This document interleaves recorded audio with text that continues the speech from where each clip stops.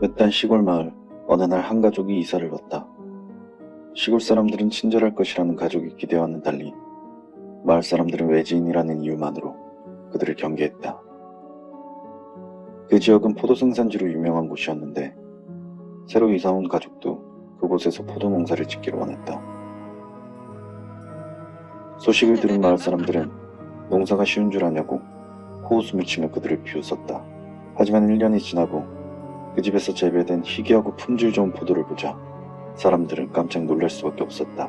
마을 사람들은 그 가족에게 비법을 물어봤다. 하지만 그 가족은 자신들의 비밀이라며 가르쳐주지 않았다. 여태껏 자신들을 무시한 사람들에게 친절을 베풀고 싶은 마음 따윈 전혀 들지 않았다. 어느 해에 흉년이 들었다. 마을 사람들은 모두 큰 손해를 입었다. 하지만 그 가족의 밭에서는 여전히 풍성하고도 희귀한 품질 좋은 포도가 자라났다. 사람들은 가족들에게 비료 좀 나눠줄 수 있냐고 물었다. 하지만 그 가족은 영업비밀이라며 비료를 나눠주지 않았다. 어느 날 화가 난 마을 사람 중 한 명이 술을 먹고 그들의 집에 가서 따졌다. 말싸움이 몸싸움이 되었고 홧김에 그 마을 사람은 가족을 죽였다. 마을 사람들은 그 가족이 끔찍하게 살해된 것을 알고 있었다. 하지만 비밀로 붙이기로 했다. 어차피 미움받는 가족이었고 친척들은 찾아오지 않았으니까 말만 맞추면 아무 일도 없을 것이라 생각했다. 가족들의 시체는 마을 사람들이 공동으로 관리하는 농장 한 구석에 묻었다. 그리고 그렇게 그 가족의 존재는 점점 잊혀져 갔다. 1년 후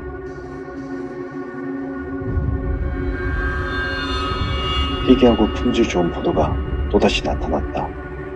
그 가족의 포도와 똑같은 것이었다. 마을 사람들은 경악했다. 왜냐하면 그 포도가 자라난 곳이 바로 그 가족들의 시체를 묻은 땅이었기 때문에. 하지만 그 포도는 살해된 가족의 저주로 만들어진 것이 결코 아니었다. 마을 사람들은 가족이 쓰던 비료의 정체가